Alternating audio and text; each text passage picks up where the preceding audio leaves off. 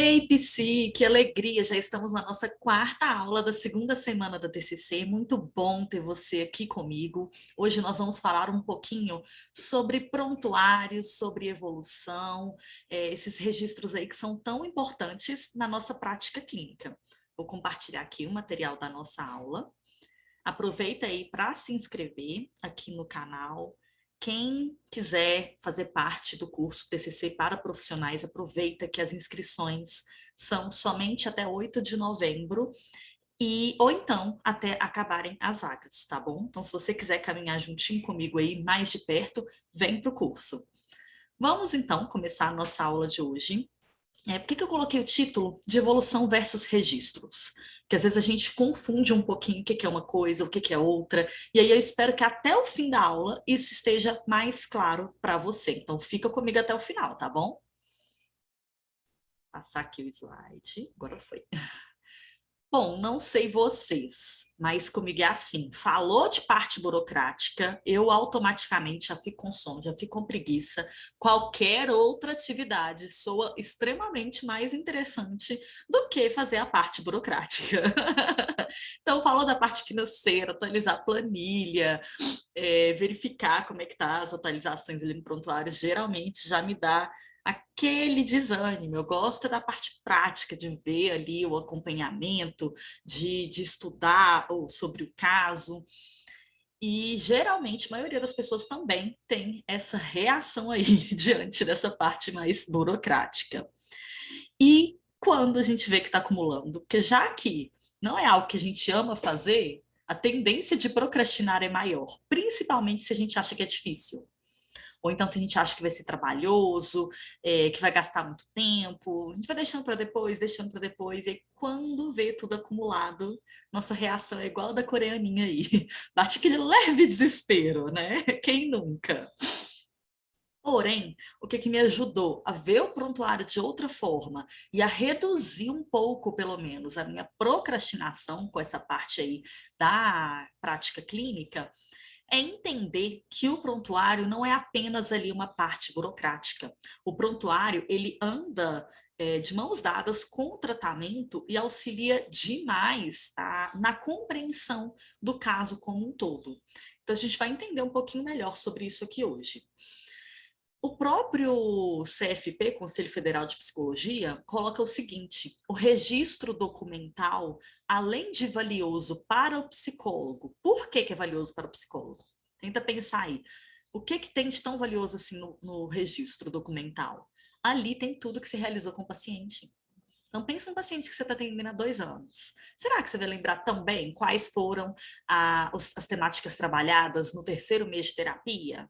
O que foi que você fez, o que você usou de técnica ali para embasar o tratamento? Quais foram ali algumas tarefas, alguns temas trabalhados? Então, ele é extremamente valioso para a gente entender qual caminho a gente percorreu com o paciente. Vamos aí de novo para a metáfora da viagem, para a gente lembrar quais foram os passos dessa viagem, quais pontos foram visitados. Então, ele é realmente valioso para o psicólogo, para o paciente também, e ainda para as instituições envolvidas. É também instrumento útil à produção e ao acúmulo de conhecimento científico, à pesquisa e ao ensino, como meio de prova idônea para instituir processos disciplinares e a defesa legal. Olha quanta riqueza nesse registro documental. Quando a gente fala de prontuário, a gente está dizendo, na verdade, do registro documental, que é a forma que o conselho intitula. Então, vamos pensar aí. É útil para a gente em relação a compreender todo o caminho percorrido com o paciente, para o paciente também ter aquilo ali, porque é de direito, né? O prontuário em si é de direito do paciente. Para a gente se resguardar legalmente, é meio de prova idônea para instruir processos disciplinares e também para a sua defesa legal. Então, o prontuário ainda tem, o registro documental ainda tem esse caráter de te proteger legalmente de alguma forma. Ainda é uma base ali, é um instrumento útil para pesquisa, para o ensino, para a produção científica, para o fazer da psicologia, para a psicologia como ciência. Então, os prontuários eles podem ser utilizados, claro, com isso tem que ser registrado com consentimento do paciente, de quem está ali participando dessa pesquisa, mas ele pode ser instrumento, sim, para a produção de conhecimento científico na nossa área. Então, vejam como que esse registro documental, ele é uma estrela aí, né? Ele é realmente importante, e quando eu entendi isso, ficou muito mais fácil de manter uma constância, porque eu comecei a ver o valor. Eu comecei a entender que não é algo obrigatório, não é algo que eu tenho que fazer ali, que tem que fazer porque o CRP, o CFP manda. Não. É porque tem um valor muito grande para a nossa área, para a gente, para o paciente, para o conselho, para a vida, vamos assim dizer. Então, é, o prontuário, deixa eu tirar aqui a telinha da frente, ele possibilita a orientação e a fiscalização sobre o serviço prestado e a responsabilidade técnica adotada. Então, mais uma vez, você vai se resguardar ali legalmente.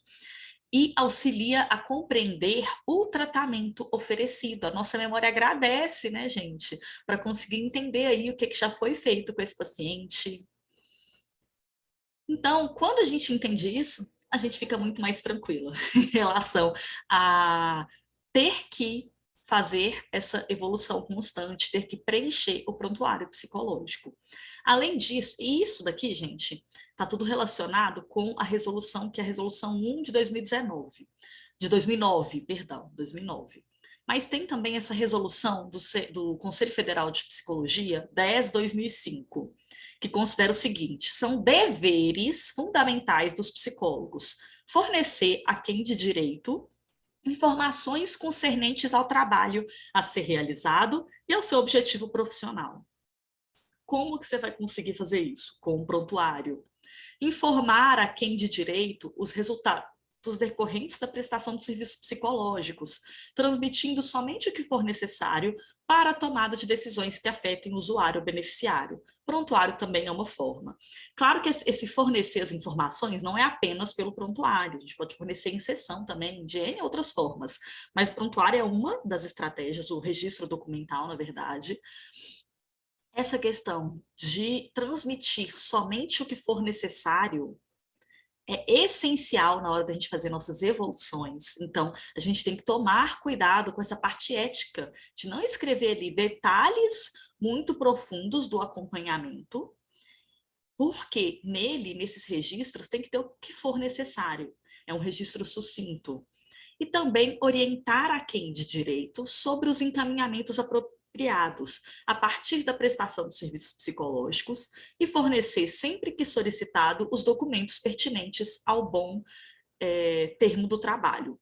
Então, no registro documental tem que ter isso também. Quais encaminhamentos foram feitos, quais documentos foram solicitados ou foram entregues. Ali, gente, é como se fosse você documentando todo o trabalho. Isso é extremamente importante. Então, eu trouxe essa explicação aqui do Conselho Regional de Psicologia do Rio de Janeiro, que explica para a gente quais são os tipos de registros documentais decorrentes da prestação do serviço psicológico. Então, o Conselho Federal ele considera que a gente tem que ter o registro documental do tratamento. E aí tem mais de uma forma, né, de fazer esse registro documental.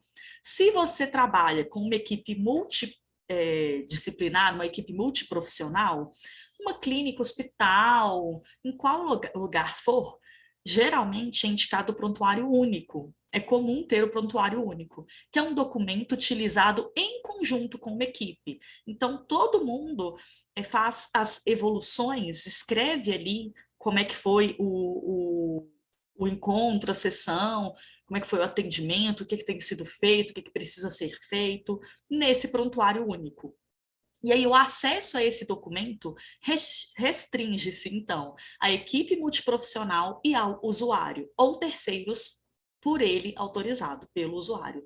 Então, o prontuário único é de direito do usuário, de quem está sendo atendido, e ali vão constar registros, no sentido de evoluções. Quando eu falo de evolução, é realmente escrever o que aconteceu ali naquele atendimento, o que está sendo trabalhado, de vários profissionais.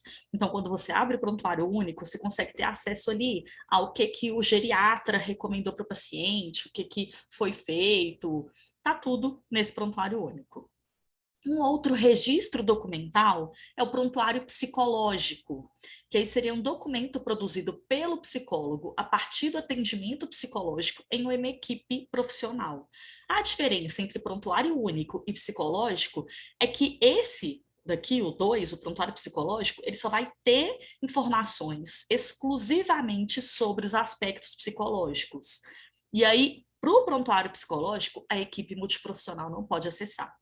Aí ele vai ser restrito ao psicólogo e ao usuário, ou a terceiros também que o usuário autorizar. Em terceiro, a gente tem o registro documental, que seria o documento utilizado para atendimentos realizados somente por psicólogo. Então, ali no particular, por exemplo, seria um registro documental. O acesso a esse documento restringe-se ao psicólogo, ao CRP ou à justiça em casos específicos. Mas, assim, tem um problema. Eu estou atendendo particular, esse paciente recebe só o meu cuidado ali, e eu fazer em formato de prontuário psicológico, não tem problema nenhum, tá bom? São termos aí diferentes para a gente interpretar esse registro documental. Mas o que é essencial? Que tudo esteja registrado com linguagem simples, acessível e com ética. Agora vamos entender o registro documental de fato. Então, os documentos agrupados nos registros do trabalho realizado devem contemplar o seguinte. Então, o que a gente precisa, de fato, no registro documental do paciente? E aqui você pode fazer como se fosse um checklist, para ver se onde você registra, se os seus prontuários, os seus registros aí, têm todos esses itens. Precisa ser nessa ordem? Não. Eu gosto de fazer nessa ordem, porque para mim fica mais organizado. Então, eu copio, como se eu tivesse copiado isso aqui, vou colocando as informações embaixo no documento, que fica ali como meu prontuário, como meu registro documental do meu paciente. Então, primeiro, identificação do usuário ou da instituição. Tem vários dados que a gente pode colocar do identificação do usuário. Nome completo, documento de identificação, telefone, e-mail, telefone de algum familiar, telefone do responsável, quando for o caso. Se utiliza medicações ou não, se realiza acompanhamento externo. Precisa de ter todas essas informações? Não. Você escolhe quais informações você considera necessárias nessa identificação do paciente, do usuário. Depois, no item 2, avaliação da demanda e definição dos objetivos do trabalho. Eu até já gravei um outro vídeo que fala com detalhes sobre isso, mas ali você vai colocar realmente qual que é a demanda, a queixa daquele paciente, quais são os seus objetivos com o acompanhamento psicológico. Em terceiro, o registro da evolução do trabalho. Aí sim, olha só, a gente vem com as evoluções. Então, o registro documental é como se fosse o prontuário inteiro. As evoluções são os pequenos registros dos atendimentos realizados, que você vai deixar claro o que foi feito no acompanhamento, quais procedimentos técnicos científicos foram adotados, como assim, o que você usou de técnica, qual foi sua base ali. Mas, gente, você não precisa de ficar se justificando com uma base científica, escrever um textão do porquê que você fez tal intervenção. Não, não é isso. É realmente deixar claro ali, nesse atendimento foi realizado psicoeducação sobre as emoções. Pronto. Psicoeducação sobre as emoções é um procedimento técnico-científico adotado. Foi utilizado como base a terapia cognitivo-comportamental para trabalhar as dificuldades de relações interpessoais. Pronto, eu não detalhei, não fiquei explicando a terapia cognitivo-comportamental, não é isso. É só realmente você mostrar ali qual que é a base e se você quiser, você detalha a técnica em específico. Você pode colocar realizada técnica de imagem, realizada técnica de registros de pensamentos disfuncionais. Isso te ajuda, porque depois você consegue voltar e já lembrar o que fez, o que você não fez. Mas, gente, é sucinto, é de forma direta, uma linguagem ali simples. Claro que às vezes a gente vai usar esses nomes assim, mas que é algo que é possível de entender o que que é. Depois, você faz o registro de encaminhamento ou de encerramento do tratamento. Tem que ter também as cópias de outros documentos produzidos pelo psicólogo para o usuário, instituição do serviço de psicologia prestado, que deverão ser arquivadas, além do registro da data de emissão, finalidade e destinatário. E documentos resultantes da aplicação de instrumentos de avaliação psicológica deverão ser arquivados em pasta de acesso exclusivo do psicólogo. Então, basicamente é isso, gente. As evoluções ali, elas não têm tempo específico. Esse registro das evoluções ali, a gente tem que manter constantemente em evolução, em atualização. Não, o CRP não fala assim para a gente, tem que ser todo mês, tem que ser toda sessão, tem que ser de 2 em 2 meses. Você escolhe essa frequência, mas tem que tomar cuidado com o seguinte: se a gente deixa acumular demais, a gente vai ficar igual a coreaninha nessa imagem aqui. Vai bater o desespero, que a gente não vai lembrar bem o que foi feito. Então, você pode, às vezes, fazer seus registros pessoais, sabe? Um arquivo seu, pessoal, um arquivo de acesso exclusivo. Você vai registrando ali cada sessão, você vai escrevendo ali da sua forma. Depois, você pode, no final do mês, resumir isso. Então, no mês tal, foram realizadas sessões nos dias tal, tal, tal e tal. Foram trabalhados respectivos temas. Tarará, tarará, tarará, tarará. Como tarefa de casa, foi solicitado fazer tal e tal coisa. Não precisa de definir qual foi a tarefa de casa. Se você quiser, você pode colocar aquilo ali. Mas você tem que lembrar que sua evolução não pode dar ali uma lauda inteira. Não, é algo sucinto, é algo direto.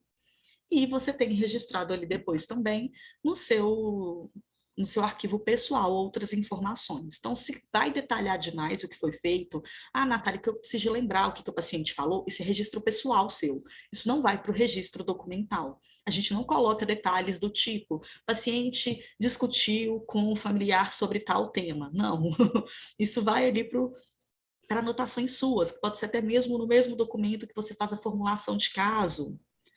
Natália, eu quero colocar a formulação de caso dentro do registro documental. Não, não é tão usual. Eu acredito que legalmente não teria nenhum problema, mas aí você tem que tomar cuidado se você não está expondo demais o paciente. Eu escolheria não fazer isso. Porque vão ter detalhes ali mais profundos. A gente tem que ser mais sucinto e tem que lembrar disso aqui, ó. A gente não pode detalhar demais. A gente tem que informar somente o que for necessário para aquele documento específico, para o registro documental. Ficou mais claro, então? Geralmente eu tenho o documento do prontuário, do registro documental, o documento da formulação de caso, e no formato de diagrama mesmo, com as lacunas lá para preencher, e aí embaixo eu vou fazendo outros registros gerais, vou escrevendo outras coisas. E uma outra parte para colocar esses anexos aí de cópias de documentos e etc. Talvez assim fica fácil para você se orientar também. Enfim, espero que você esteja mais tranquila, igual a coreaninha nessa imagem, e não espere a motivação chegar, Psi, para começar a fazer essa parte. Dê o primeiro passo agora, hoje, não deixa para depois, e faça o que precisa ser feito. Essa fase do faça o que precisa ser feito pode trazer um pouquinho de raiva, porque a gente pensa assim, não é fácil fazer o que precisa ser feito. Não é.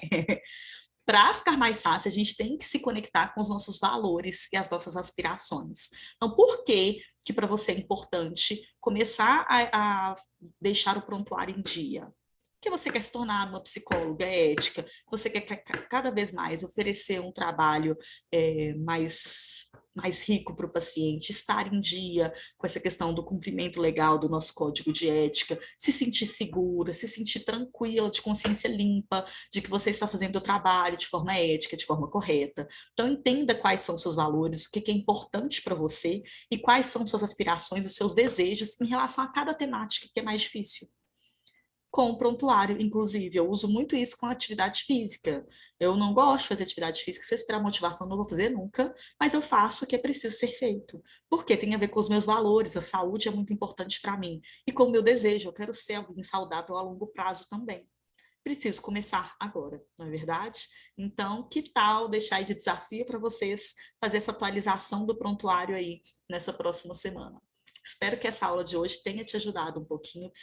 Um prazer estar aqui com você em mais um encontro da nossa semana da TCC. Quem quiser ver mais um pouquinho de prontuário, tem um vídeo também da primeira semana. Procura aqui no canal, tá bom? Me conta aqui nos comentários o que você achou. Um beijo, tchau, tchau.